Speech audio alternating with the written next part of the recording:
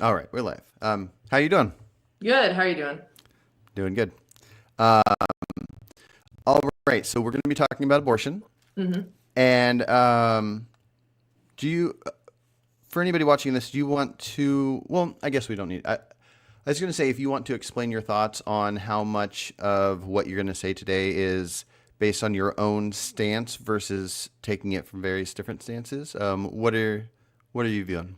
Yeah, I can definitely give some background on that. Just I think it would be helpful for any viewers.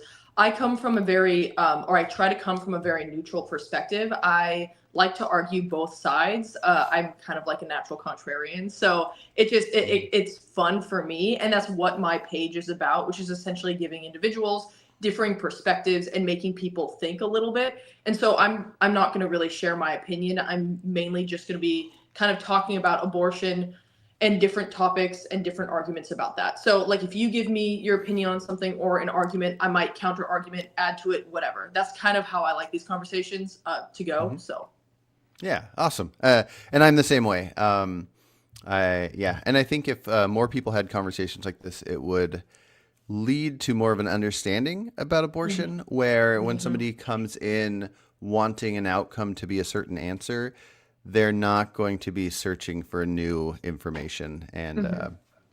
But that being said, so we don't have an exact plan. We were just going to talk about a handful of different topics and jump around here and there.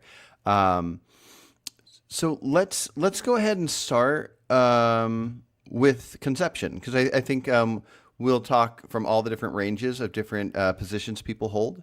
And I had mentioned to you that I was going to tell you the best argument I could come up with for um, outlawing abortion from conception, which is not my stance, but I could see somebody holding that stance, but definitely not for religious views or anything like that. Um, so here goes. I think that so when we look at laws, we can view the world in a couple different ways. So when we don't have a society with laws, we're just people out in the wild amongst the animals, living our lives. We can do whatever we want, suffer the consequences. Um, and I think the best thing humans can do and have done are get together, figure out how to talk, and build a society. Say these are our borders. So this is where we live, and I think the most important thing humans want is to survive. All animals want this. If we're going to be attacked, we try to survive, and so I think essentially the most important law that can be created for a society is don't kill each other. You don't kill me, I don't kill you. If anybody kills somebody, they get put in this little place locked away. And so the way I view it is it's at least everybody might have their different angle of how they view caring about human life. But for me, I guess it's more of a selfish thing when I try to break it down. It's like I want to live, I don't want to die. I want my loved ones, my wife, my kids. I want them to live, I don't want them to die. And so living in a society where nobody can kill humans benefits my strongest desires. And I feel like it benefits everybody's strongest desires in that sense. And so the the the more clear it is that the society values human life, the second there is a living human and until their death, the more I feel that anybody in that society can feel safe, and the more relaxed it is, the more if it was going to be like a cutoff where just at any point that there's a cutoff, or if it's there's no cutoff until birth, and then or if it's like you can kill infants up until they're one or something like that, the more relaxed it is, or as soon as somebody hits 90, they're gone. Um, then you start feeling like, okay, I'm not sure if my society values human life. So, anyways, that's the only stance I can imagine for just viewing it as once we consider something a human, we protect it. hmm Yeah, what are your thoughts on that? I mean, there are a couple things that I could bring up here. I guess so. It seems that you're taking this from a more like zoom out perspective. You're not arguing like there's no scientific aspect of it because an argument that I've heard a lot when it comes to, a pro-life upon conception is simply that, like, upon conception, which is the fertilization of the egg, a separate human, DNA is created that is distinct from the mother, father, and every other, human on this planet. And as a result, that is when life begins. And I guess it kind of works with what you're saying as well. Is like, that's when life begins. And so as a result, we need to protect life moving forward. I think that's, in my opinion, I found that to be a relatively strong argument because it's based in science. And it kind of works with what you're saying as well. But I do find it interesting that you're coming at it from a more, I don't know how to describe it, like kind of a zoomed out, like the overarching viewpoint here, it's more beneficial for society to value life rather than not value life. And I think you can go off on a couple of different avenues, right? Because you also mentioned this. You said, okay, well, you could say up until birth, but what about 1 year after birth? And I think that's kind of I hate to say slippery slope because that's usually a fallacy, but slippery slope is applicable in some situations with the pro-choice perspective, which is at what point is the life valuable, right? At what point is it a life that is worth taking care of? And so just kind of doing it right at the beginning upon conception, saying, hey, life, from conception forward is valuable. That it does make sense if you're trying to look at the overall societal good, which is kind of what you're getting at. Overall societal good, kind of making sure that we're civil and we're caring for humans. Is that? Yeah. Yeah.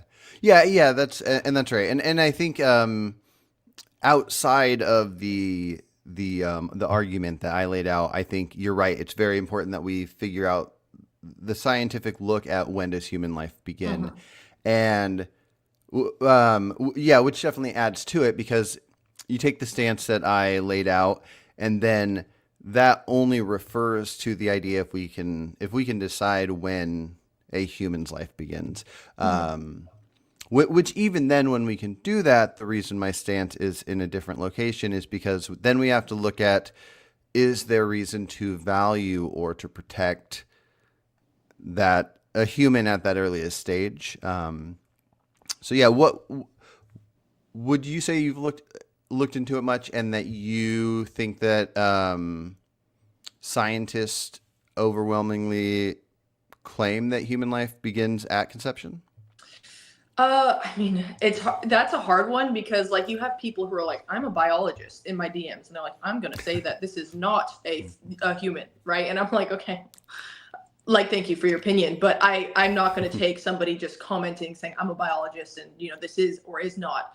I will say, like, from the literature I've read, it seems relatively conclusive that life, like, from a scientific perspective, a biological perspective, does begin with the creation of that separate DNA.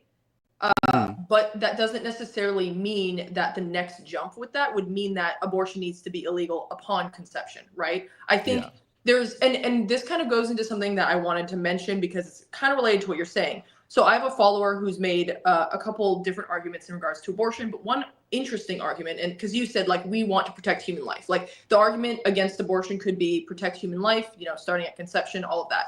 But the thing is we have created exceptions for when life does not deserve protection, right? We have the death penalty. We have the right to self-defense that could result in killing or harming someone, war, right? Like in a situation of war, we've agreed, like, okay, this side, because we're on this side, can kill the other side. If you're a soldier, like, you have a chance of dying, right?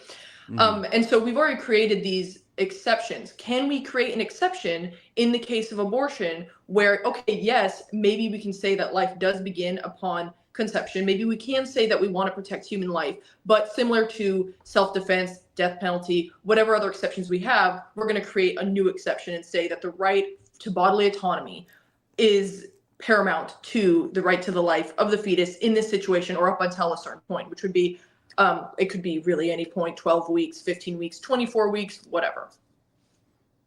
Yeah, definitely. And I realized that I used wording that I don't normally like to use, and I think it's because it's the most commonly used terms. But when does human life begin, I think, is not the right wording. I think we need to ask, when does a human's life begin? Because Because I mean, human life would mean that it's of the species human and that it is living. And so, you have that whole issue that people will say, oh, my blood cells, my skin cells are living and they're human, but they're not like an individual human. Hmm. And so I think that is a good distinction. And because a lot of people will talk about how you have sperm and the egg that are Hmm. both human, they're both living, and Hmm. they continue to live. And so, yeah, anyways, I think that the question just comes down to when a human life begins. Yeah, for sure. Um, I think that's a really important distinction because yes, people do argue, like, okay, what about a fetus or an egg? Do we like I talked about this on my YouTube channel and on my Instagram essentially. A Mississippi lawmaker created a law called I think it was conception begins at erection or something like that, or contraception begins upon erection. I think that's what it was called.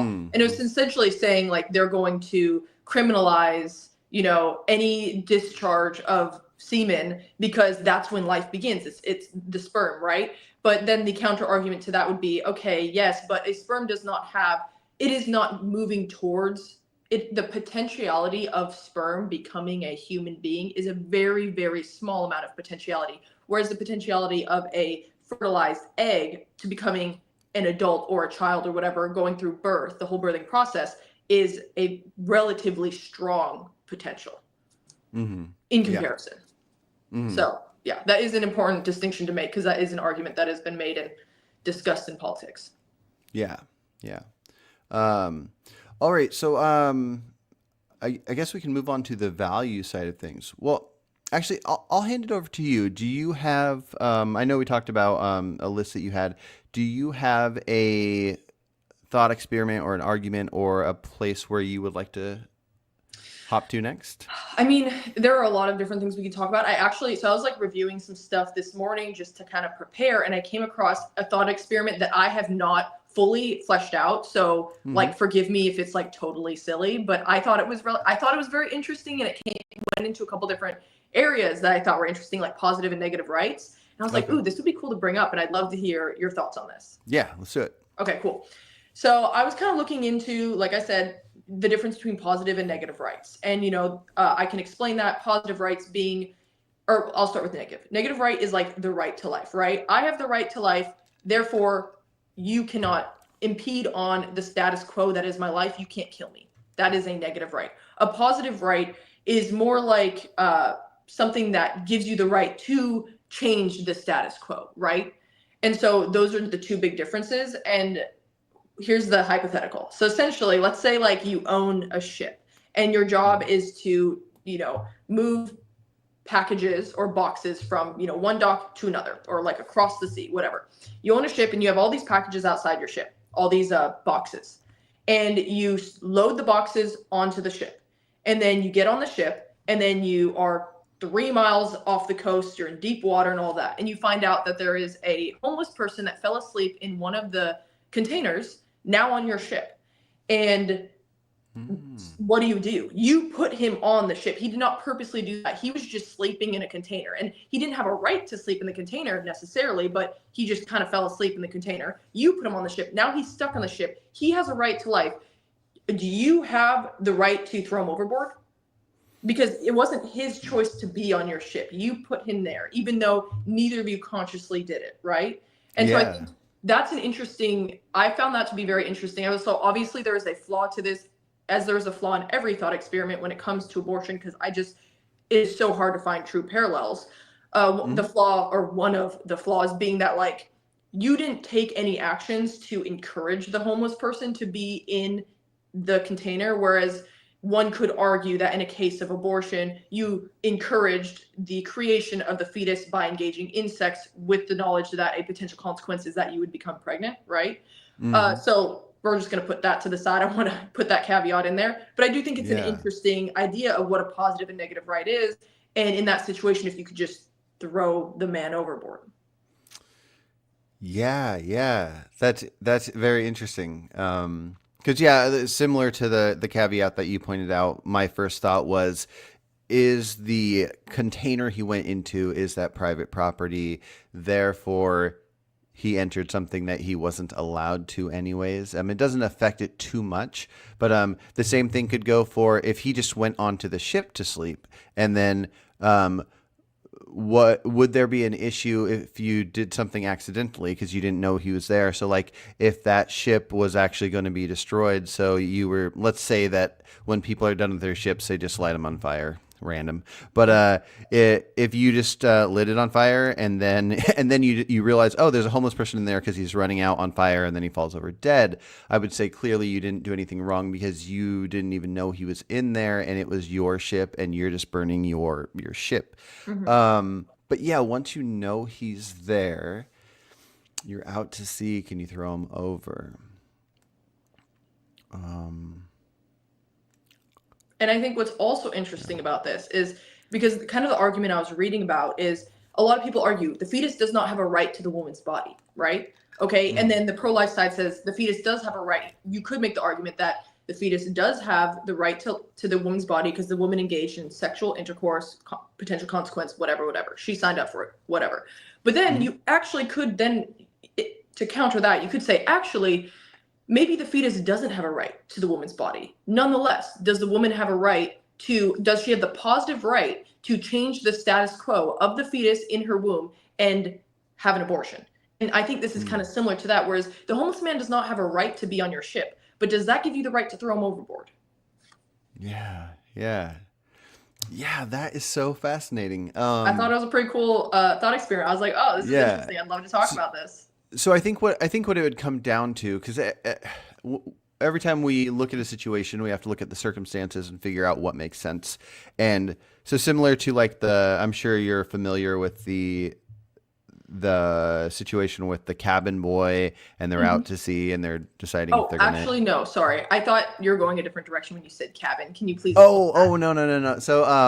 So this thought experiment usually, or not thought experiment exactly, but it usually gets brought up when people talk about the trolley car. But they're basically, this is just a true story. Late 1800s, there was a ship full of like 6 people, and they get like lost to sea, and they're just starving, no water, and they're deciding if they're going to kill one of the people on the ship and eat them. And anyways, what ends up happening is they do end up killing the cabin boy, and they eat him. And when they get back, there's a trial trying to figure out if it should have been illegal to do what they did. And so I think when it comes to certain circumstances, you figure out like what are all the variables. And so I think with this homeless person out to sea, it's going to depend on a handful of different things. So obviously, I think if well, actually, I don't know about obviously. It's interesting because it does connect to abortion, but I don't think you owe them your resources. I don't know if I would extrapolate that over to abortion as well, but I think if you have enough food well, let's say you have more than enough food, I don't think you owe them your resources. Now, if we were in a world where when you're on a ship, it takes so long to get somewhere that you're going to be on the ship with this person for 5 years, it might be a different story. I don't know.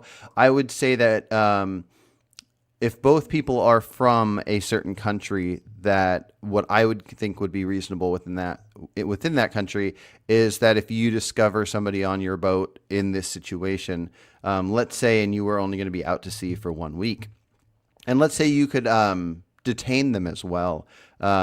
You don't have to have any worry that they're going to harm you. That it would be unreasonable to not just leave them alive, detained on your ship for like a week, or I don't know if the time would matter exactly, but the route I'm going with this doesn't. I don't know if it affects abortion, but it's just the only route my mind seems to be going with this. But I find it very fascinating. Yeah. So essentially, you're saying like you have a right. So you're saying you have like, you can detain them. You have a right to detain them. You do not have to provide food, but you're saying it's reasonable to provide food if it was like a week, but maybe if it was 5 years, like not. Oh, not even food for the week. It's just reasonable to not allow them to be thrown over. Not the food part. I don't know if you should ever feel obligated to feed them, but you did put them there. And the thing is Yeah. like, again, this is another issue with, thought experiments when it comes to abortion, is it's not like a direct parallel, because abortion is not giving resources. To a degree it is, right? You Mhm. are withdrawing resources. It's the resources that your body provides, but it's not necessarily just not doing anything. There is a direct action. That's why it has to be a positive right, because you are changing the status quo when there is an abortion. Whereas if you're not feeding someone something, you're not necessarily changing the status quo. Actually, you're just leaving the status quo just as it is. You're Mhm. just like, it would be a negative right? It's just like, okay, I mean, you didn't have food before. I'm not going to give you food, so you're not going to have food in the future. You may Yeah. starve, not my problem, right? Mm. But abortion is arguably a positive right. Mm. Yeah. Yeah. Um, I think I changed my mind actually. Because I'm trying to imagine the homeless person. Let's say they don't kill him and they don't feed him and they get back and there's a trial going on and the homeless person wants to sue the ship owner and says, I didn't want on that ship. Somebody showed me security footage, so I know that that person put me on the ship, and they didn't feed me at all, and I didn't even want to be there. So I do feel like the obligation does now come to the person that put them on there. Mm-hmm. They wouldn't be obligated in the sense where they'd have to give them all their food necessarily. It might just be a shared thing. Um, but yeah, I feel that they can't throw them off, and they might be obligated to share their resources. Well, so Yeah. maybe to further support what you're saying and create kind of more of a parallel to abortion, and I just kind of thought of this, is like, because I said initially one of the problems with this thought experiment is that uh, you're not necessarily risking having a homeless person on your ship, right? You just like didn't know, right? So like, let's add this in there. What if there's a history of homeless people sleeping in the cargo, like in the boxes, right? And so that at any given time a homeless person could be living in one of your boxes, and you're supposed to, review the boxes and make sure that there aren't any homeless people in those boxes. But on this day you didn't do it, or Mm. you decide not to look into it, and so as a result, that's why the homeless person, you knew that it was a potential consequence. It happens before. It's general knowledge that this happens at this specific harbor, maybe, but you didn't do Hmm. it. Now you have a homeless person. That would actually further probably support your conclusion that you would be in a position of obligation, or obligating an obligation to give the homeless person some food. Yeah. Yeah.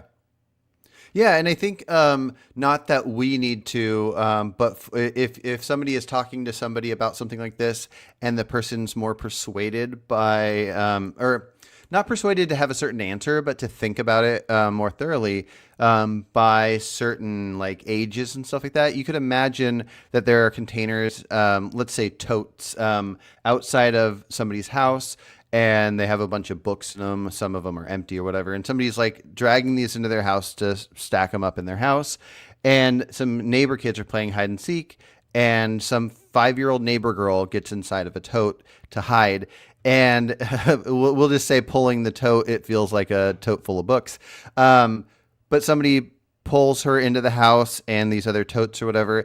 And then they shut the door, and very quickly there's a storm, and there's just a blizzard, snows everywhere, lightning, thunder, all the things. And the girl comes out of this tote and is like, you just dragged me into your house. And then it's like, at this point, if she goes outside, she's just going to die. Can this person say, 5-year-old little girl, you're out of here, even though I dragged you in? It's just a on land version of the boat thing, and yeah, I think there's an obligation. Especially, I'm feeling very strongly about the obligation due to the action of being the person that brought them onto your boat or into your house. And I like this because I don't know if I've ever thought about it from this angle, because usually it's making somebody dependent on you almost intentionally, like your actions are intentional even if you don't want that outcome. But the idea of it even happening completely accidental, it's interesting. I don't know. I don't think there is a version of that with abortion, but I think it makes you think about it almost in the same way. It almost makes it makes a stronger case for the idea of somebody making the fetus dependent on them, because even if you didn't do it, if you did it completely on accident, like, so, okay, I found the abortion version of this. It would be okay. I don't We're excited to hypothetical hear world this. here. Ready? Okay. So it would be like if let's say some lady had an infection of sorts, and so she had to go get some pills, the like monostat to like insert to get rid of like yeast infection or something, and she has that on her counter, but she didn't know that also she had on her counter somebody set a capsule that looked similar that somebody had filled up with sperm for some reason. And then and so I know she where you're put going with this now. so she Wow. put the wrong one in. So there ends up being a human at whatever stage you want to define it as a human. Let's say at that happens whenever it happens. And she did it. She put it in there just like somebody drags a homeless person onto a boat or drags a 5-year-old into their house. That sounds weird. Um, and in this case, she put this thing in there. She didn't ask for it to be on her counter, but and so we could adjust that hypothetical to a point where it's more she has we can give her less excuses, where it seems like it would be upsetting if you have a pill full of sperm on your counter. But anyways, she puts it in, and then yeah. So anyways, there is an abortion version of this. So it's kind of funny because you've come up with a couple things that. So first of all, that's Jane the Virgin, the TV show that you just described. One of Yeah. my all-time favorite shows. Yeah, good show. So that's what it was. I watched it a while ago, but that's essentially what you're describing, right? Yeah, yeah. Yeah. And then when you're Although talking that's about, on the doctor, but yeah, yeah, it wasn't yeah, her. yeah, yeah. But like, yeah, it was a mistake, right? And I think then when you're talking about the 5-year-old and the blizzard and the cabin and stuff, actually, I talk about that on my YouTube channel as well. There is the philosopher, the last name's Fisher. I think it's John Martin Fisher. He does a thought experiment, I believe. Oh, actually, I don't think I've published this yet, so never mind. But Okay. he essentially does a thought experiment where it's very similar. Where it's like, somebody is out in the cold, in the blizzard or whatever, and you save them and you bring them in. And and you're in the middle of nowhere and you're like kind of a recluse. Like, let's say you just don't, and I'm sorry if I totally like kind of miss some spots here because I'm like pulling this from like months ago of reading about this. But so let's say you're in your cabin, you have provisions enough for yourself and other people or someone else, but you don't have anyone else. You're a recluse, you don't want to be around people. And it takes the average person 9 months to get to your cabin. So if you were to call like an ambulance or some kind of evacuation team, it would take about 9 months. You find some dying person in the woods nearby. Is there a duty to save them, or should you just let them die? And like, I mean, this is interesting because it's like, I mean, arguably, according to the law, you would not have a duty, which that's a whole nother thing that we can go into that I think is really interesting is like when you have a duty and when there's a special relationship to save someone or rescue someone, which we can talk about that next. Very similar situation, but like, do you have a duty or no? Should you just let them die? Like, and all you have to do is like bring them in your cabin, and I mean, it'll be 9 months, but you have enough food for them. Yeah. Yeah, no, and I think it's a good one. And I think I would argue that you don't have to risk your life by bringing a stranger in that you don't know how they might treat you, that kind of thing.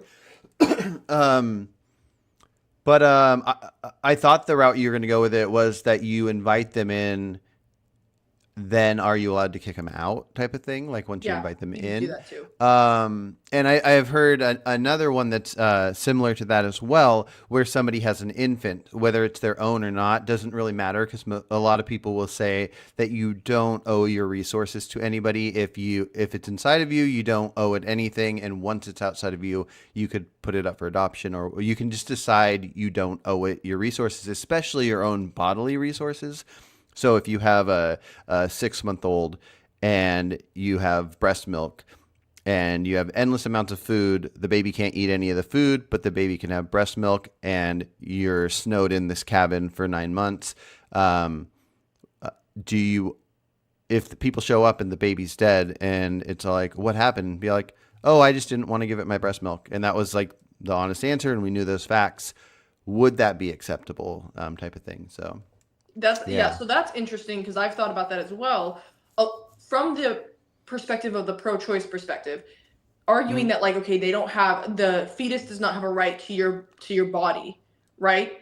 But after birth, a child still is incredibly dependent on any caregiver. Now, the Yeah. counter to that would be, yeah, but you could put it up for adoption and give it a different caregiver, right? You can't do that to a fetus. But I still Mhm. think it's kind of the similar thought process kind of perspective, which is like, at what point is another human being actually not dependent on the mother, right? Yeah. Is it not dependent the second it's viable at 24 weeks, or is it not dependent, I don't know, like 5 years later, right? I don't know, Mhm. like 18 Yeah. years, right? When you're actually an adult. Yeah. Yeah. Yeah. Yeah. No, it's definitely tricky.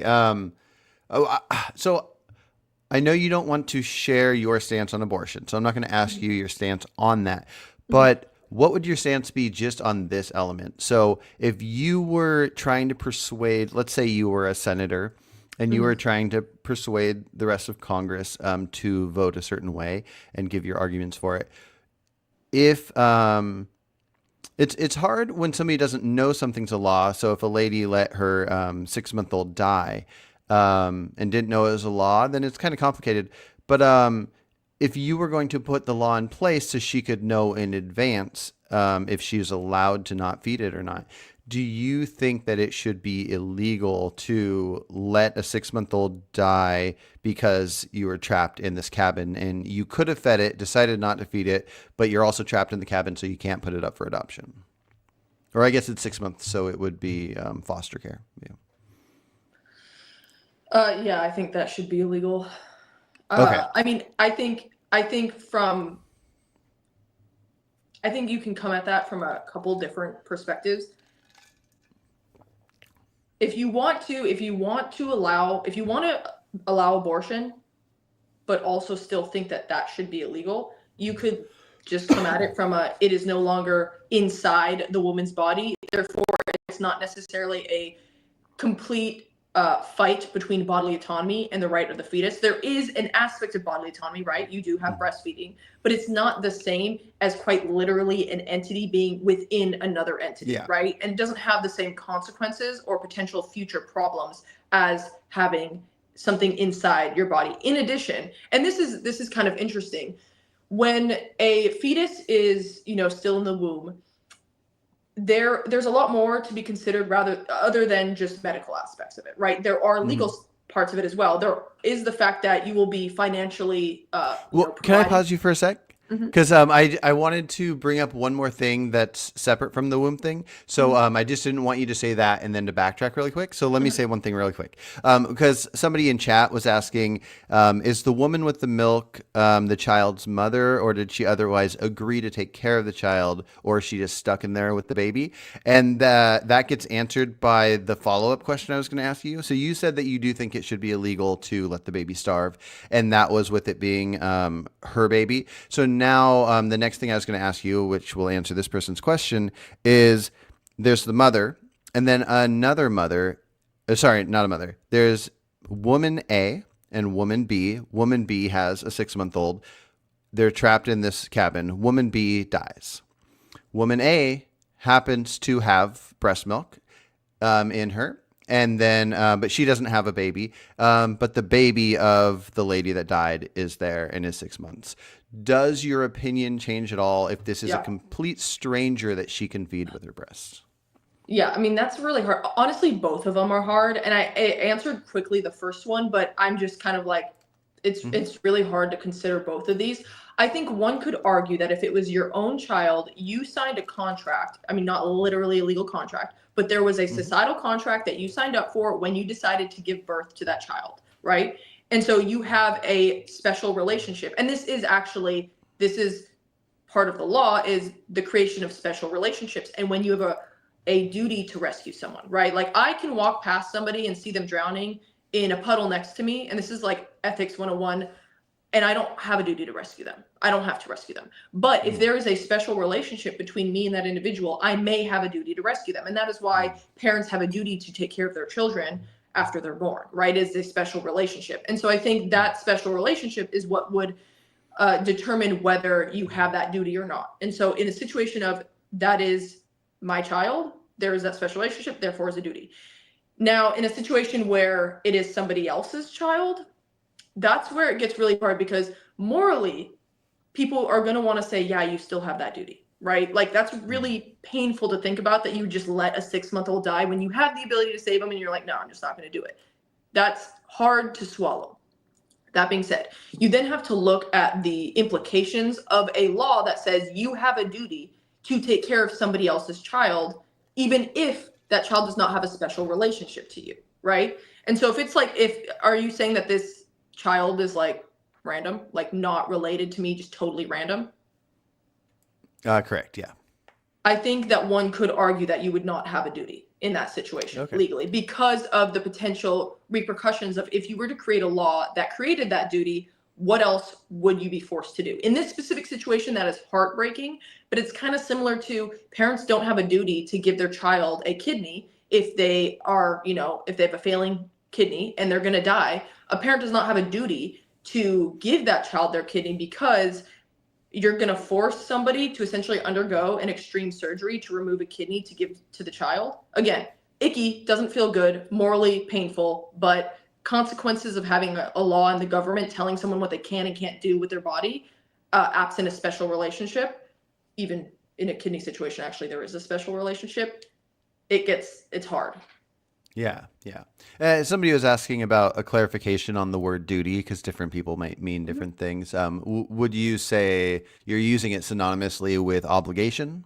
Yeah, I'm using it as an obligation, but it can be a legal duty as well. Again, that's why I'm mentioning the special relationship, because Yeah. there are legal duties when special relationships are involved. If I have a 5-year-old child, I have the legal duty to feed my child. If I starve Mm-hmm. my child, I will be in trouble legally, right? Yeah. But yeah, I also am mentioning I'm kind of using it interchangeably as an obligation as well. So. Gotcha, gotcha. Yeah, yeah, and it's interesting that you brought up the child and the puddle, because yeah, it's tricky. I definitely don't think anybody, like, you could have a 5-year-old drowning in a river or a lake, and if you can't swim, like, it's reasonable to not go in there.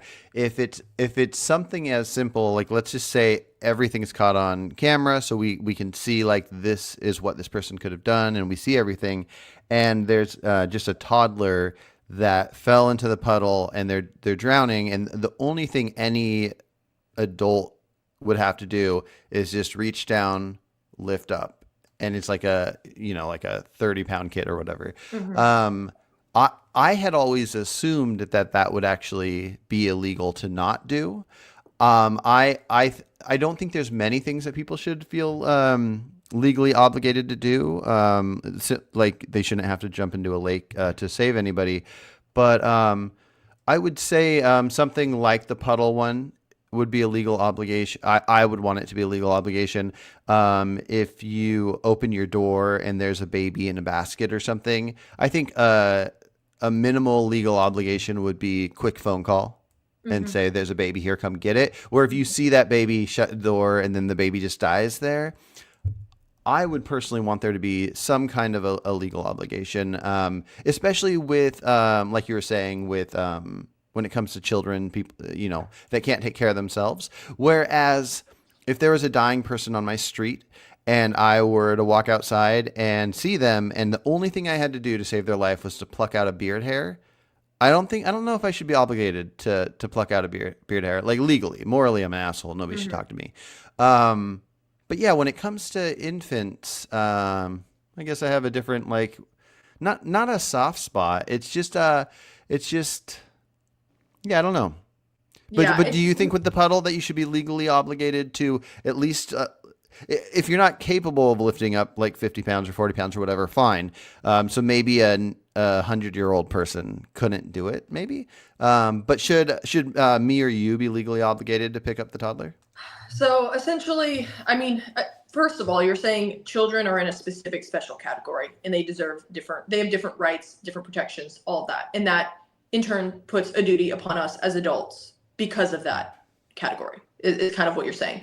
And I'm not going to really give my opinion, like, do I think legally or I mean, maybe I will, but instead I'm going to walk this out. I'm going to walk this thought out, right? You kind of said at the very end, a potential problem is like, what if I can't pick up a 30-pound child, right? Like, is this going to be an incredibly nuanced situation where like we're going to have an insane amount of litigation because it's like, well, now we're going to have you in the courtroom pick up this nuanced situation. And again, it is putting a duty on somebody else. And so you are forcing via government control, which is essentially what it is, forcing someone to do something. And then you add a kind of subjective aspect to it. Okay. So like maybe in this one specific situation, if a 1-year-old child is in a puddle on the side of the road and is drowning and you're walking past it and you're an able-bodied individual, you should be under the legal duty to pick that child up. Okay. Where are the child's parents? Do you now have the duty to find the child's parents? Do you now have the duty to take care of the child? Or are you just going to leave the child and let it just wander around? Like, where does that duty end? That obligation, and that gets you into some sticky stuff. And then how do you expand it, right? In what situations would you not have the duty to take care of a child? Because again, we're giving a very specific instance that's like, we would like to say from a moral perspective, obviously just pick the child out of the puddle, don't let it die. But that's like probably not going to happen. Usually there are way more considerations and things involved, and then you're opening a larger landscape for the government to tell you what you can and cannot do, which if you then want to jump to abortion is a very interesting perspective, because this comes into the bodily autonomy aspect of it. And I talk about this on my page a good amount, but I haven't brought this up.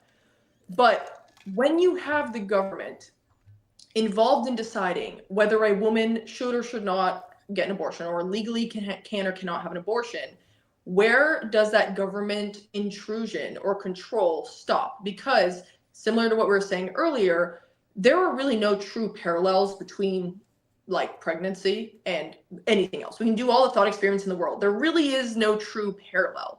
And so I always kind of think about like the fact that I believe it was in the 1930s, the US and 40s, yes, maybe the 1940s more, but the US would, against women's consent, sterilize them in the prison system, right? And that was a huge problem, and it still was happening up into the 2000s actually in California. This stuff is crazy in the prison system. And so it's like, okay, when you open that landscape and say, okay, the government has the right to essentially step in and say you can or cannot do this with your body because of X, Y, and Z, how is that going to expand? Is it giving room to expand? And I don't want to like keep rambling, so I'll give you, if you want to respond, you can respond to that, because I have another part of that where the government's overreach can be really risky in terms of abortion. But if you want to respond. Yeah, I mean, I don't have too much to say. I think it's a very interesting thing to look at. But yeah, I would say I lean towards not finding it reasonable for the government to make choices like that. I mean, I'm anti-death penalty because I think it's too risky to even know if somebody, to truly know that something happened in a way where the outcome should be something like their life taken. Because when you were saying the thing about sterilizing the women in prison, my first go-to would be that the people that should be sterilized, if any, would be if we could factually know rapists, okay? But, outside of maybe like video evidence or something, I think that would be an extreme for something that we don't know. So I can't imagine a case where I think we should ever sterilize anybody. So I guess I don't have much comment on that, other than I don't think we need to sterilize people. I don't think we need to like force all men to get vasectomies and then reverse it. Any of that kind of thing. Yeah. It really just comes down to the idea of, are we at the point that we're viewing a human being inside of another human, which takes priority, protection of a life or protection of the right to bodily autonomy? But yeah, anyways, I'm curious to hear the next part though. Well, so, and this is probably a little more, it's a little less out there, right? Sterilization, like that's like out there, right? But it is something to consider because, the government historically does like to abuse power. So something to consider, and it has happened in America. So, but another thing is that I find very interesting, and this is a criticism of kind of the pro-life perspective of life begins at conception, is there is also a debate as to whether Plan B and IUDs should be banned because of the possibility, or in some cases, it's argued the reality that they are abortifacients. And so I did kind of a deep dive into this. Have you looked into it? I can give a little I background. have not. Okay, so essentially, Plan B and IUDs have the potential of aborting a fetus after conception, and that it's they mainly look at Plan B and the copper IUD. And so the idea is that, and this is also very interesting, is pregnancy actually begins when the fertilized egg implants on the uterine lining, not actually when conception happens. So there is a period of time where the egg's fertilized, but it hasn't implanted in the uterine lining, therefore pregnancy has not begun. But when you're if you're a pro-life individual and you believe in life at conception, that right there, you are still pregnant from their standpoint, and that is still a life. And so the copper IUD can, and the Plan B essentially decreases or injures the uterine lining so that it makes implantation harder. So the argument is, from the pro-life perspective, that if somebody gets pregnant, or sorry, rewind. If somebody has sex and an egg is fertilized, but has not yet implanted, and then somebody gets a copper IUD or uses Plan B, and it weakens the uterine lining, then that fertilized egg cannot implant on the uterine lining. Therefore, it is an abortion, right? Or let's say that somebody already has the copper IUD, they still conception still occurs, but that fertilized egg is not able to implant because the uterine lining is weakened. Should I we think the ban Plan same. B? I was going to say, I think the same is for just the regular pill as well. Okay, that the regular pill as well. Okay, mostly what I read was conversations, but I'm sure. I mean, that is a Any possibility. hormonal, yeah. It makes sense, right? Yeah. And so, and it applies to the copper IUD as well, not just hormonal. So, in this situation, should we ban Plan B IUD birth control because of the possibility that a fertilized egg may not be able to implant on the uterine lining and therefore abort or kill a living being, right? Yeah. Sorry. Oh, I was just going to say, so I don't think so. But I think for people to be consistent that care about a fertilized egg, I would think so. Yeah. Yeah. And so, but a lot, and then you can go into IVF. That's a whole separate thing. But a lot of pro-life individuals do not support, and a lot of politicians would not support banning IUDs and Plan B. And so it's okay, well, then you have an inconsistency in the thought process. Or I'm sorry, I'm totally rambling. I'm not gonna. My brain goes kind of crazy you're on fine. this stuff. No, But another inconsistency one could argue from a pro-life perspective, there should not be an exception for rape, because that means you actually do believe that the value of a human life in the womb is different than the value of somebody outside the womb. Do you think that somebody who was born later found out that their creation was the result of rape, should you be able to kill them? Then you shouldn't be able to do that in the womb either. But a lot of people think, pro-life people think, there should be an exception for rape. Therefore, you think somebody inside the womb or an entity in the womb is of a different value than after birth. Yeah. Yeah. Well, so I agree with that, but I'm going to throw out an or because, like you, I'm a contrarian.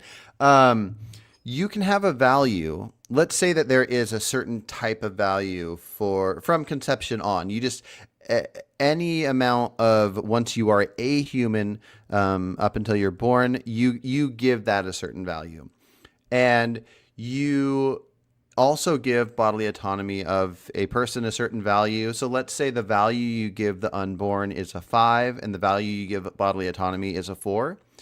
The value you give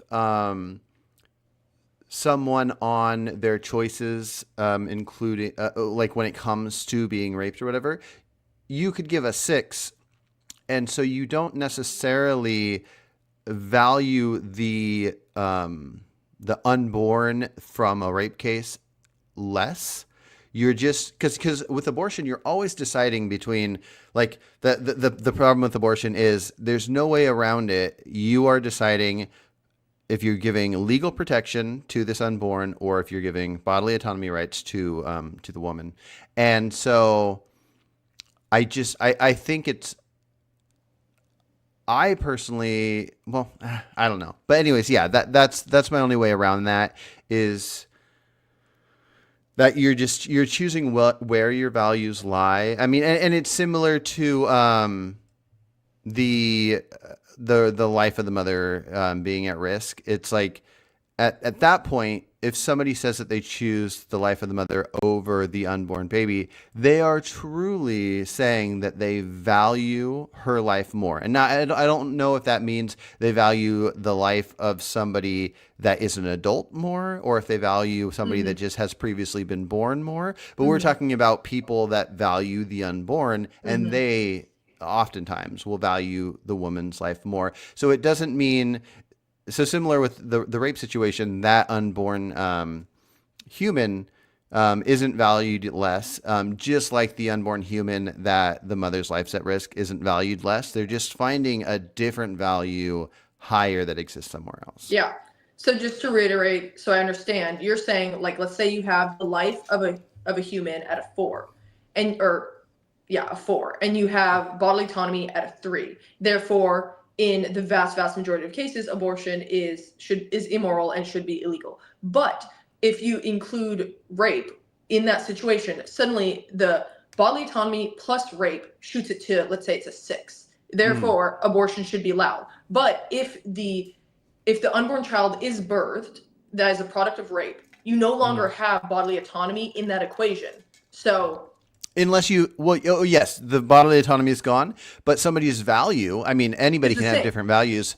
Somebody's value could be that up until a born baby hits 1 year from birth, that you can euthanize it painlessly if it's a product of rape. That could be somebody's value. So I like to think it's not, but totally. But I've heard arguments like that actually, but not in relation to rape, but just essentially saying that like infants do not have the true desire to live, or they do not have, X, Y, and Z. As a result, after birth abortion should be legal. I've read ethics papers on that. But what I'm just trying to reiterate what you're saying, which is essentially like when I said that there was a change in the value of life, your response is no, actually, on the other side of the equation, you just have more added factors that allow for abortion being a legally permissible option. And I'm saying, and I just want to reiterate it. And you got it right. Yeah.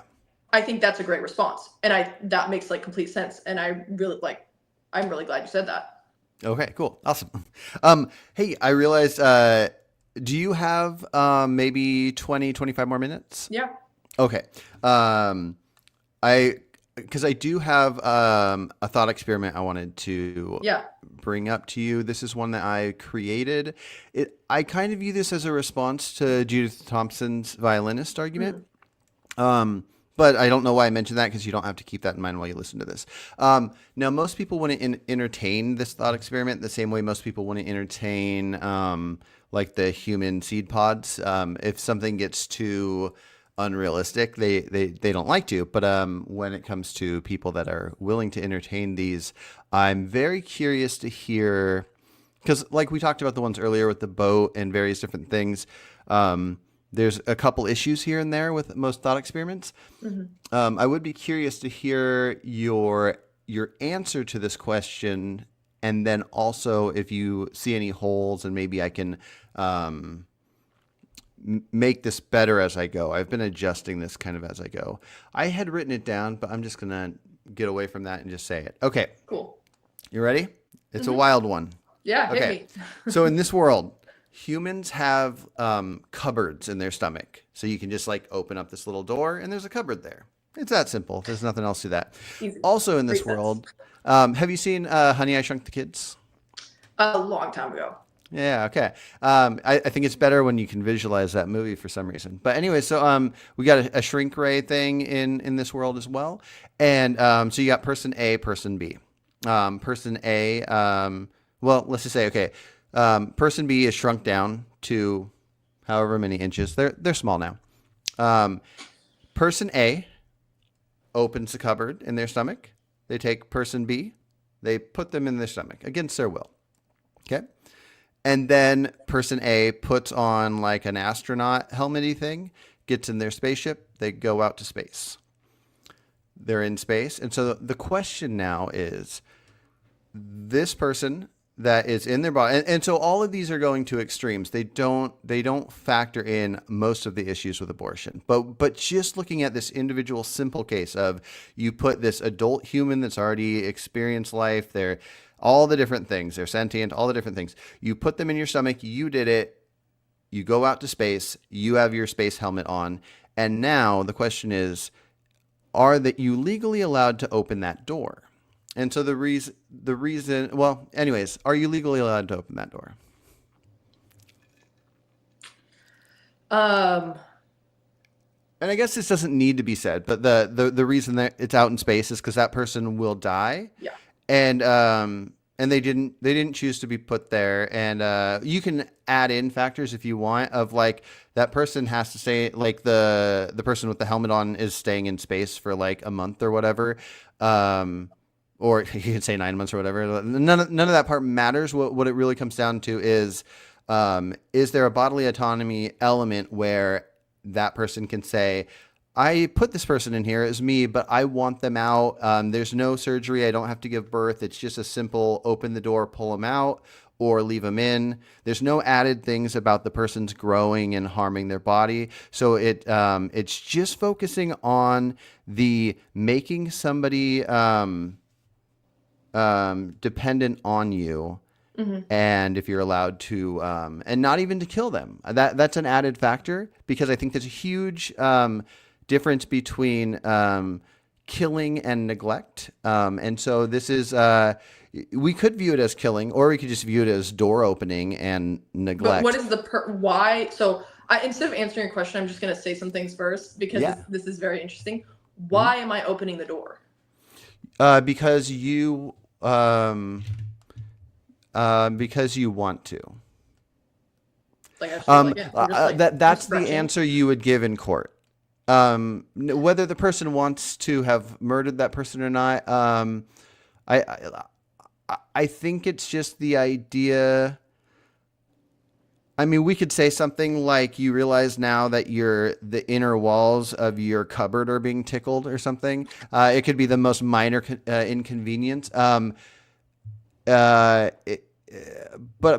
would want to view it similar to like the kid in the puddle of like, more, is there a legal obligation to keep it in there, considering that it can't survive in its surroundings based on the fact that you're in space. Yeah. So I definitely like don't want. I could give 5 different variations of reasons, and then we could see the different answers to that. But in general, with the creation of this thought experiment, I don't like there to be a reason for her to do it. Okay.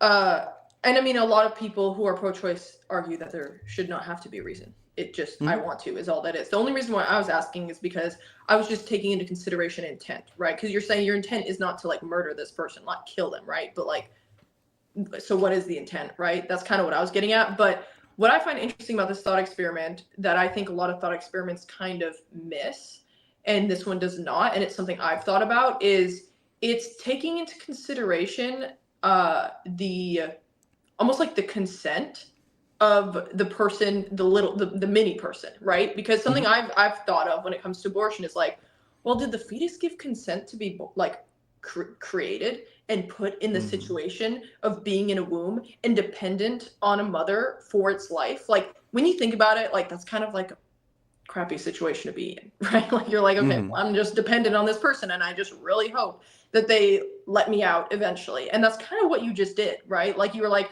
it was against the individual's consent. You know, you put them inside the little cupboard and you shut it, and then you put them in a situation where if you open that cupboard, they're going to die. That's actually very similar to what a pregnancy is, honestly. And so that's why I think that part of the thought experience is very interesting, and kind of looks at it from a different perspective. So your question is, am I legally allowed to open the door? Yeah. Should you be legally allowed? Should I be legally allowed to open the door? I mean, no, Yeah. I don't think so. I essentially kidnap. I mean, it's a kidnap situation. I kidnap someone and then I put them in Mhm. a situation where they might die if I did something, and then if I did that thing, they're gonna die.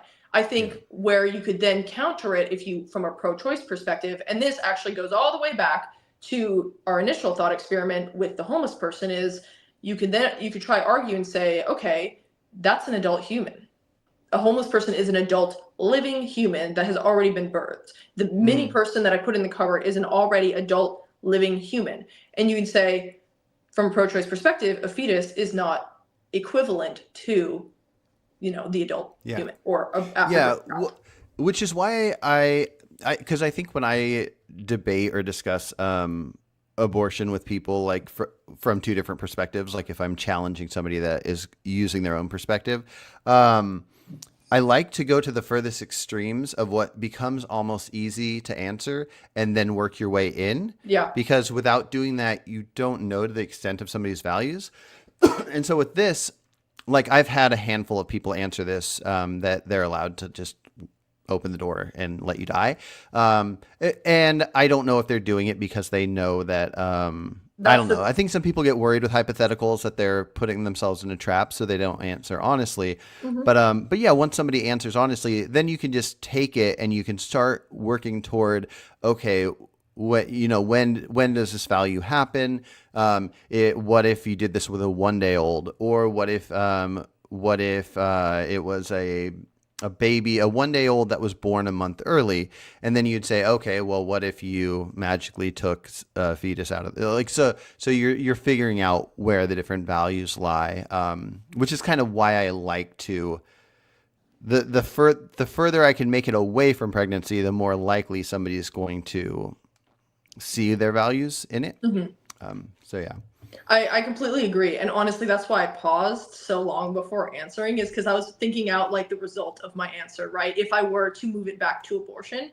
Mm, But the thing is like at the end of the day, I want to answer your hypothetical. I want to answer your thought experiment and mm, kind of exactly what you said, then move to like start kind of out there with an mm, easy answer and then yeah. move in and see, okay, so why did I answer that? And like, can we apply Mm, this to abortion? And then is there an exception? Is there more nuance that we can add to the situation that makes my answer to the thought experiment different than what my answer may be if I was asked about abortion directly, right? yeah. And I agree with you. I think a lot of people they get nervous getting put into a corner. But then if that happens, if someone's nervous to answer a thought experiment because they're scared that it's going to commit them to a conclusion that they wouldn't and like wouldn't come to if it was abortion, maybe they should reconsider their opinion on abortion rather trying Mm, to avoid answering a question from a thought experiment, right? right. Yeah. Or just come up with a better way to answer an abortion question. Yeah, yeah, yeah, and then because there's so many other elements. Like obviously, the potential risk of death while giving birth is a factor, and that's Mhm. obviously not baked into the hypothetical. And the destroying of one's body, the mental toll. There's so many different factors. So Mhm. people shouldn't feel like they're trapped. They can just feel like they're viewing something from a different angle, and then you can add different layers in. You could say the person that put the shrunken person went out to space, their body is going to that shrunken person is going to grow for 9 months. Should if they are in space, should they be allowed to open it and add all the different elements? Hey, I wanted to go back and ask a question if I can find it. Somebody from chat asked you a question. Yeah, I'm super down to engage with people in chat. I love talking to like my followers. I talk to them all the time. I Mm-hmm. have like on Instagram, I have a thing where I ask like questions. I let them DM me and I like show their answers to certain questions, like ethical questions and stuff. So I'm a Oh, big cool. fan of that. So Awesome, awesome. Okay, so this was based on should there be a law forcing somebody to pull the toddler out of the um, yeah out of the puddle, and it said, is it a morally worse action to shoplift a candy bar or to let a child drown to save your new shoes? The new shoes is just referring to you're gonna get your shoes dirty stepping in yeah, to yeah, pull the child. yeah. Yeah. I guess that. So I mean, That's interesting. That's an interesting question because one of those actions is illegal and the other is not, right? Yeah. Like that's essentially, and so it's like, yeah, you could totally morally, from a moral standpoint, yeah, like just letting a child die because you don't want to mess up your new shoes. Morally, that's definitely worse than shoplifting a candy bar, but it's illegal to shoplift a candy bar. And I think that kind of goes back to legality and morality are not always in line with one another because, Yeah. and it comes back from the individual perspective versus the societal thing, right? And kind of the Hmm. consequences of that. So Yeah. morally, yeah, shoplifting a candy bar is not nearly as bad as letting a toddler die. But we were kind of talking about this earlier. If you follow those thoughts down the train of path that they may go to when it comes to government overreach, the potential consequence of just requiring people to save other people Hmm. is a large consequence, whereas the potential results of just making it illegal to not shoplift a candy bar, it's not that the consequence of government overreach isn't too aggressive, and it's easier to tangibly understand why it's illegal to shoplift a candy bar if you were to go to Yeah. court, right? And Yeah. to issue a judgment. Yep. Yep. Definitely. Okay. Um, oh, he heard you talking with people that follow your channel, and he said that he subscribed to you yesterday. Oh, yay! So Thank yeah, you. his name's I'm trying to have Jeremy, by some the way. long form content on YouTube soon. Hmm. It's a whole process. So, because I think these conversations, they're so nuanced, it's much better in long form for sure. But that's like a Hmm. huge jump. And so I'm just doing short form right now, but long form should be coming soon. But thank you. Awesome. Awesome. Okay. I did have one more thought experiment. Um, okay. So this one. Okay. Okay. We're in the future. We have AI doctors. The doctors can assess the situation. They can like really quickly just these AI robot doctors just look and they go like, oh, okay, I feel like there's whatever percentage chance of saving this person. This is what we got to do. Okay.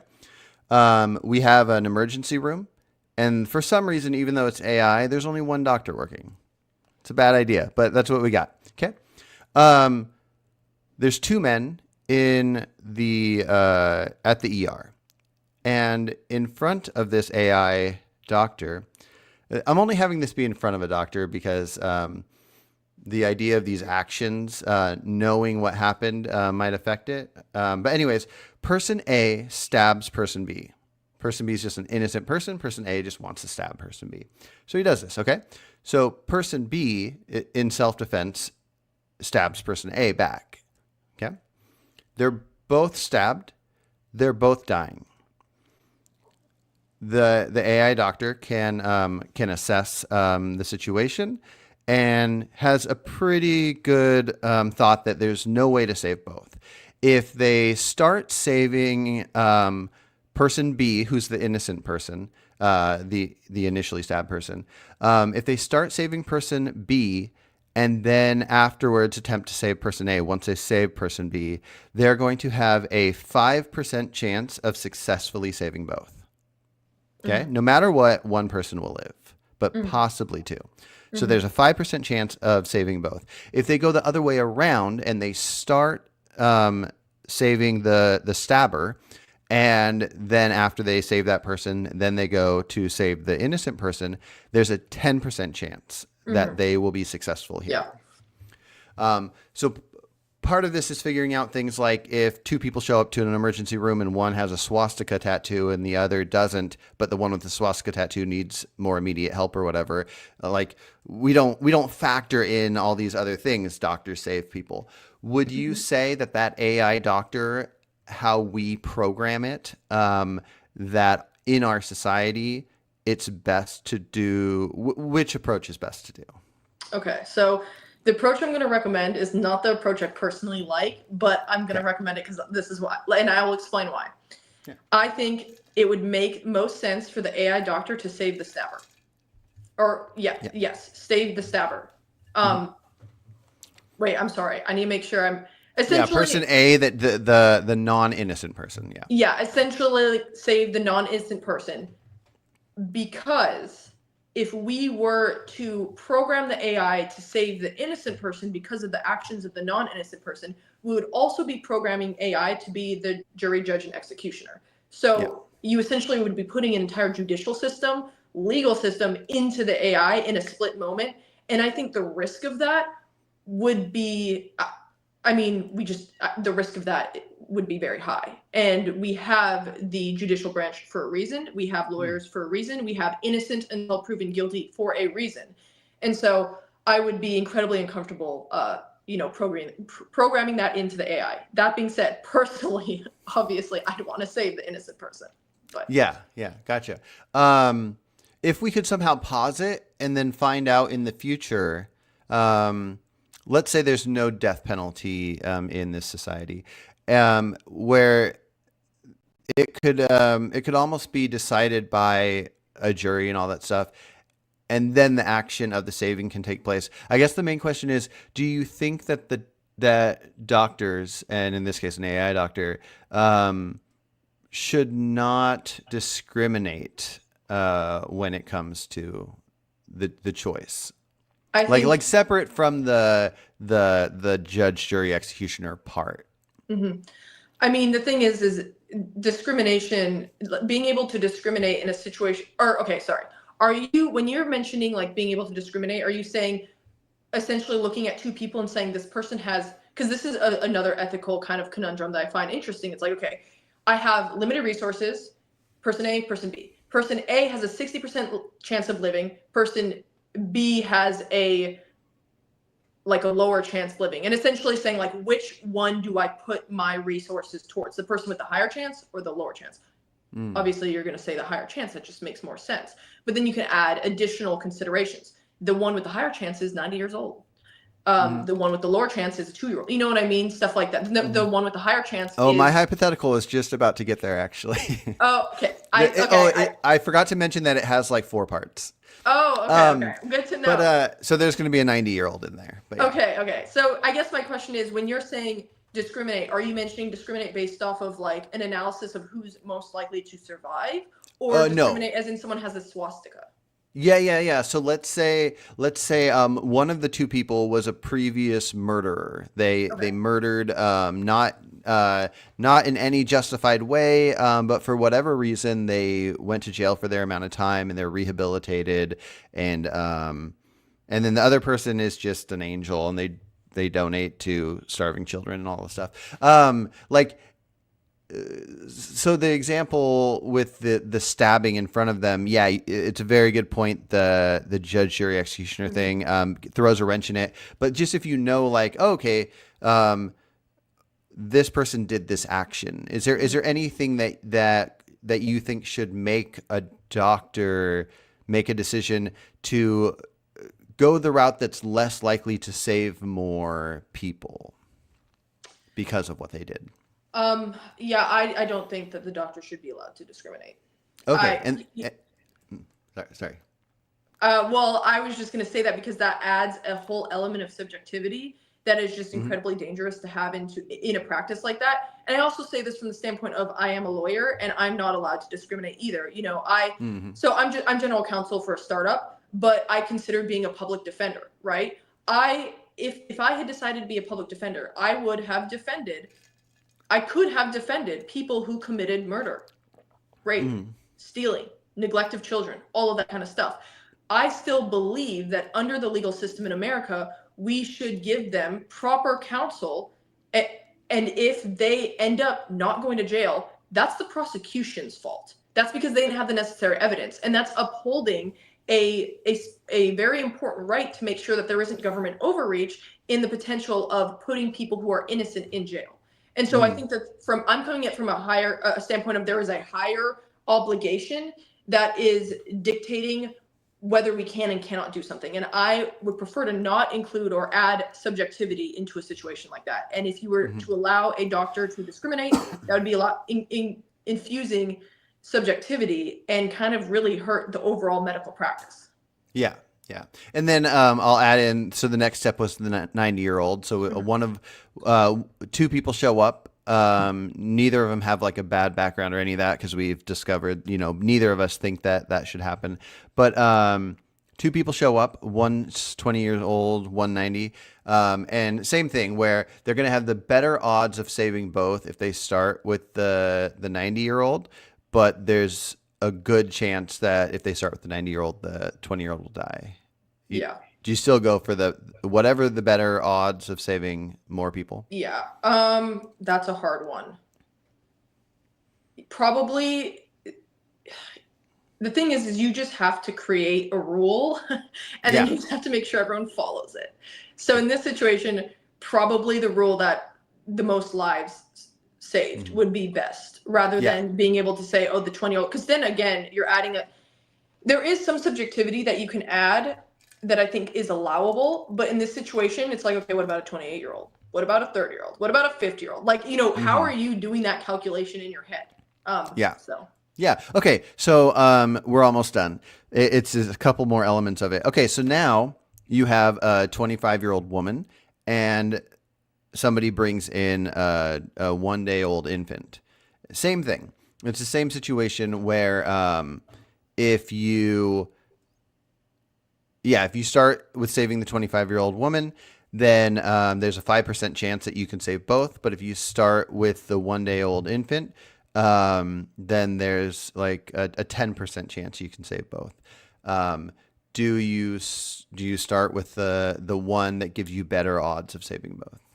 I think I think that's I know you sort of already answered it, but I just want to make sure. Close to the same situation, just like instead of a 90-year-old and 25-year-old, it's a 1-year-old and 25-year-old. Okay, yeah. So my answer would be the same. Okay, and this 1-day-old was born a month early. That's important for some reason.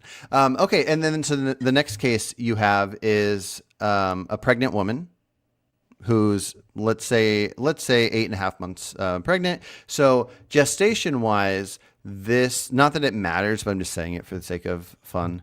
Gestation wise, this human that's inside of her is older from point of fertilization, is older than the 1-day-old baby we talked about a second ago. Okay. So pregnant woman's there, and so in this case, there's an issue happening, and you could try to save the mother first, and then the 8.5 month gestated fetus, or try to save the fetus first. And so, if you try to focus on the mother because the mother's life's at risk, that type of thing, then you're going to have a 5% chance you save the fetus. If your focus is on the fetus, and then you're going to have a 10% chance both are saved.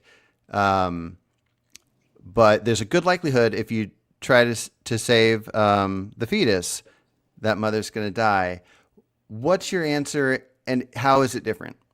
So essentially you're saying, should we prioritize the mother's life?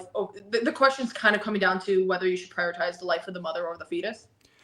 Yes, but keeping in mind that we sort of already decided the fetus.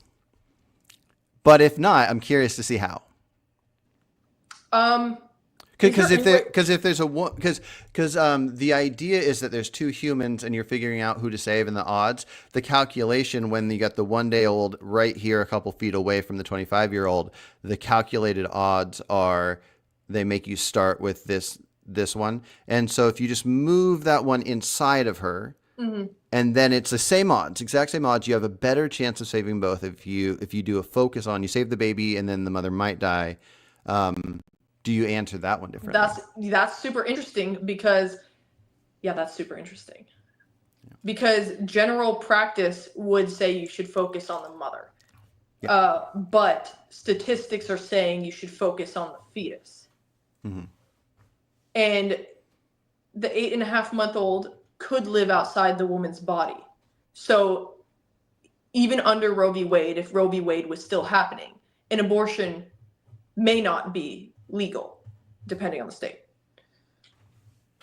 So is that 8.5-month-old fetus? Yeah, that's a really hard one. See, I want to say go for the mother. Yeah. Yeah. And it's tricky because it's hard to not view things the way our entire society views things. Hmm. And so this idea of giving value to such a small human over an adult. Now, me personally, I so I give more value to an unborn human than a lot of people do, but I've actually ranked the ages where I give value, and so I landed on I think 12 is the most important age. But anyways, none of that matters. Years I old. yeah, like if between this age and this age and this age and this age, it like goes from like 12 to like 13 to 11 to 14 through 20 to 10 and all this stuff. But we'll save that for a different talk. I do think that based on a will to live, a desire for a future, that kind of thing, I don't give value to a human that has not developed those, hasn't gone through those stages yet. I give Yeah, value to the that's a ones that conversation we have. can have another time because that's Yeah. interesting, and I've talked about that on my page as well. Yeah, but if it was a 1 day old baby and a woman, I would say save the woman or a man. It doesn't matter. The genders don't matter. I would say save the adult. If it was a 1 year old baby, I would still say save the adult. But when it's like a 50-year-old and a 90-year-old or a 20-year-old and a 90-year-old, I say it's all equal. I don't think we should view those differently. As of right now, and I haven't thought about it thoroughly enough or been challenged on it enough, but I almost want to say any human 3 or under, if the odds are like this where you're not likely to save both, you save the person that's over 3. I could easily change my mind on this. I don't know. So I have not thought about this a ton. So this is going to be a very preliminary opinion or viewpoint. I would still go with after birth, always doing the odds. I would not Yeah. do an age. It would always be odds. The reason why before birth, I could support the argument that the mother should be saved over the fetus, irrespective of the odds of saving both of them, is because from a standpoint of like we just need a specific rule that doctors need to follow. And because I've talked about this on my page as well, it's really hard when a doctor has a pregnant woman as her patient, because they technically have 2 patients and they have could have conflicting needs, right? And I think that it makes sense that if we were to have the entire 9-month period where a doctor has 2 patients and one's inside the other patient, you're going to have to create some kind of hierarchy. And the mother should always come first prior to the fetus, because the mother is the main patient, honestly. And if we were to introduce any kind of subjectivity where like, well, the fetus could potentially live, or there's a higher chance of saving both of them if we go after the fetus first, that just again increases some kind of subjectivity that would confuse doctors and put them in really intense and crazy moral dilemmas like all the time. Yeah. I hear what you're saying. And yeah, it's a tough one, but so I'm trying to picture. So we got a pregnant lady laying on this bed, and then the only way to save her is to let the fetus die. And you're likely going to let her die if you try to save the fetus. And then, and this is just a scenario, but then we move the scenario to looking exactly like this, but it doesn't have that issue. She's having normal labor. She gives birth. The second that baby's out, then the AI doctor can detect, oh, one of these people is going to die, but we got to save one or the other. Who do we save? And your stance is to save the baby. But right when it's delivered. It's just interesting to picture it as it's happening. Now, I don't think you're wrong. I'm just trying to challenge you. No, for sure. But isn't that interesting? Like second it's out, like a second ago, it would have been like we can decapitate this baby that is formed to whatever 9-month gestated baby is formed. We can just do whatever we have to do. Not necessarily. Yeah, yeah. Oh, or you're saying whatever we have to do to save the mother? To save the mother. Like I throw in decapitate because sometimes visualizations, like I'm not doing that for you or anything. It's just like I'm just saying it's just kind of interesting that we go like this is the rule. Hmm. And I don't think it's a bad one. I say save the mother personally, but I think people that would save the 1 day old baby, a more consistent thing, I think, would be not to save the mother that 5 minutes before. But I don't know why exactly. I just value the mother more, even Yeah. though I lean more pro-life than pro-choice, but I value the mother more. But I guess I Yeah. think I understand what you're saying. I don't know if you can say it's inconsistent because I think it just depends on where you're coming from when you come to that conclusion. I'm not Mm. valuing one life over the other. I'm simply giving Mm. a rule that I think should be applied across the board so that we have consistency within the ethics of the medical practice. And Okay. so I believe that if you were to introduce a situation where when the fetus is inside the mother, you have to constantly be calculating the survival possibilities of either one of them, and then the doctor's put in that situation, I think, and you also have to take into Yeah. consideration bodily autonomy, you are introducing a ton of moral dilemmas for the doctors to undergo and a lot of subjectivity. And so I'm Mm. saying that if you could create just a strong legal line, it may Hmm. not be morally attractive, but from a legal standpoint, from a kind of organizational and just structural standpoint of like I need to make sure that doctors in all these hospitals across all these states follow the same rules so we don't have Hmm. crazy different results, Yeah. then I would say, yeah, you could argue that when a fetus is inside the mother, you should always put the mother ahead of the fetus. But once the fetus is outside the mother, you should do a general risk analysis. Yeah, yeah, I get that. Yeah, no, that makes total sense. But hey, let's my brain goes in weird places, so sorry. But okay, so you have this ER, 20-year-old woman shows up, but she's not pregnant.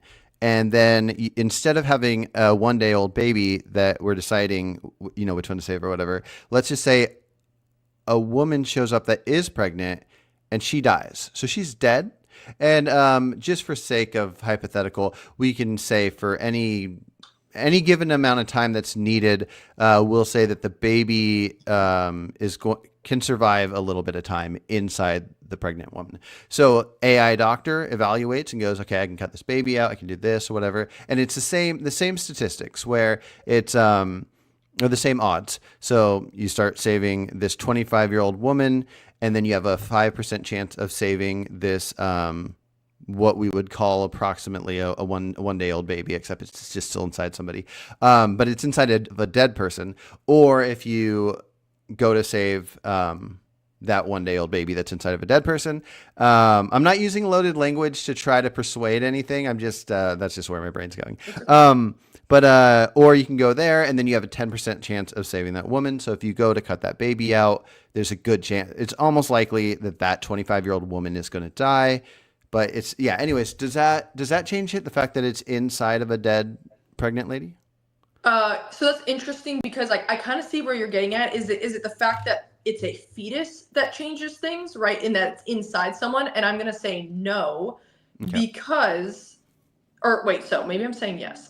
I'm No, no, gonna no. I think you're what I'm I think trying to you're right. say Yeah. is the the AI should still do the risk analysis Hmm. because it's not the fact that the fetus is in somebody that is making me say that the rules should be a certain way. It's the fact that the fetus is within the mother and they are both patients together. That is what really Mm. changes everything. But the fact that the fetus is in somebody else and that person's dead, and then you have like an adult elsewhere, I think the AI should still do the Hmm. risk analysis and then make the decision based on risk analysis. The Okay. fetus being inside, or the fetus baby being inside somebody doesn't really change my mind. Yeah. Would you say that if somebody brought a baby to an ER that was sick and obviously sick and they just set the baby down and ran away, that an ER doctor would refer to that baby as being their patient? Like somebody doesn't have to ask somebody to be their doctor. Like they just have a patient because there is a person at the Yeah. hospital in need of saving. Okay. Yeah. Because I think there is a complication when there is somebody that is like somebody's doctor. And so in this case, with the ER thing, I would say in any of these cases, whether the person that needs help is inside of somebody and they're there and they can't ask to be helped, or the woman's there saying, I need to be helped. So Mhm. if the AI doctor, has like X-ray vision, can see inside the pregnant woman, whatever, they can recognize there are two humans in this hospital. They both equally want help, in the same sense that somebody that can't do sign language, if there is a deaf person and not a deaf person, if they can detect, oh, both of these people have big cuts in their arm and they need to be sewn up, they have two equal patients. Does that change it at all? I'm not trying to change your answer. I don't want you to have a certain answer. I just I'm trying to add elements to see. Yeah. Yeah. I think maybe I'm misunderstanding you. So You just had referred to the woman being the doctor's patient. And I had heard people talk about that before, where like the baby inside isn't that doctor's patient. is a patient. I think the baby is a patient as Oh, well. okay, okay, Sorry. okay. I think that's where there's miscommunication. I'm sorry if I said something that made it seem. I think Mhm. that the doctor is the doctor of the woman and the fetus. They are both patients, and that is where you have the complication of a doctor. That's the main premise of like my opinion here is the fact that the doctor is going to be put into a moral and ethical dilemma Mm, where they have two patients and they have to constantly be doing a risk analysis while that fetus is inside the mother to determine which one they should save. I'm saying will put doctors in an impossible situation. So while the mm, fetus is inside the mother and the doctor has two patients, the mother's bodily autonomy should always come first. Because if you mm, introduce subjectivity into that, you wouldn't have a blanket rule that you can apply across all doctors in all hospitals. And that is mm. why, in your second situation or your other situation where the fetus is in another person's body, I would say that the AI doctor should do a risk analysis because you no longer have that conflict of having two patients in the same body with possibly conflicting needs, right? Mm-hmm. Yeah, yeah. Does that make sense? It does. It I'm does. sorry if I mixed up. We were going on so many rabbit holes. I was like Yeah. trying to, so maybe I said something that No, was no, no. like, You did great. I'm just trying to challenge it even further because I like doing that. Because mm, usually it leads me to changing my own mind on things. mm-hmm. But okay, ladies at home. She's pregnant. It's about time to give. Ooh, I got it. You ready? Okay. Lady that wants a baby kidnaps a pregnant lady and pays some doctor to come to the house and cut the baby out of her. And let's say, for whatever reason, this can medically be done. She has the doctor put that baby inside of her. So that baby's already existed in the world. It's already been a day old. It's some breath or whatever. Actually, it probably can't breathe. Well, we can bake anything into a hypothetical. But anyways, the doctor puts it into this other woman, and now this woman has somebody else's baby in her. So it's not her baby, and so she is pregnant, and she could give birth like normal, or it could be cut out of her, or whatever. So this happened, and we know this happened. And so this baby has already been born and already existed, but is now back inside of a stomach. And I don't know if it even matters that it's inside of another stomach, but I think it makes it interesting. Um, Now, let's say that was the person that goes to the hospital, and all that this information is known. Would would we view that baby the way we viewed the baby that was the 1 day old separate from the 25 year old, and say that this baby deserves equal protection? Or would we say that because somebody put that other human inside of somebody, we wouldn't go with the odds? um, it's like really complex. So I'm trying to wrap my head around Yeah, that yeah, for a yeah. second. So essentially, you're saying is the fact that a baby came out of the body and went back in the body, is Mm-hmm. that going to change whether we should do a risk analysis or put the mother's life ahead of the fetus? Mm-hmm. I You could think, also look at the lady that put the shrunken down person in the stomach. You could also look at it the same as that, where she shows up, and that's a way different one. So maybe it's not better to do it that way, but it could be like she shows up, she says, "Hey, I put this adult human that I shrunk down into my stomach. They're in there." She doesn't even have to explain it, but when she gets there, the AI doctor scans the body and goes, "This lady needs surgery, and also this tiny human needs surgery. Are we basing anything different on the fact that he happens to be inside of her right now? Or do we go for which human needs the help the well, most?" I think that this thought experiment might be like impossible to really like apply. Oh, well, because you kind of gave me two. So I Yeah, feel yeah. like, Let's go back to the other one. I think it works better to do 'cause the okay, we'll go the back to pregnant person. the baby coming out, going back in. Yeah. Uh, my initial response, with not much time to think about this, would be that I still think it should be mother over fetus. I still think we should put the mother's rights over the fetus. I don't think it should be a risk analysis. Because Well, not the it's not well. Just real quick, the even though newly it's not the pregnant, mother, it's not the the newly mother. pregnant. Okay, yeah, the Yeah. woman over. Yeah, She's gotcha. not the mother. Okay, You should still put the housing agent the in housing agent. Yeah. the housing entity over the fetus in that situation, because again, it goes back, and I think actually this further supports why my answer is so correct. No, I'm joking, but why I believe what I believe is because we are trying to create a rule that is applicable across the board in all hospitals with all different doctors, whatever. And so that same rule should apply, because the rule simply is, in that situation, you have two patients, one is dependent on the other, and you have conflicting needs of these patients. So what do? I don't want to introduce subjectivity into it. I need a rule that is applicable to all the doctors so that they aren't dealing with ethical dilemmas every single day, and that is going to have similar results across all the states in America or countries, whatever. No, So, and no matter what, I think you're right. No matter what angle is taken, I think you're right that doctors in our society need to have a rule. I think the rule's good for sure. So the last thing I'll point out, and then I'll let you go.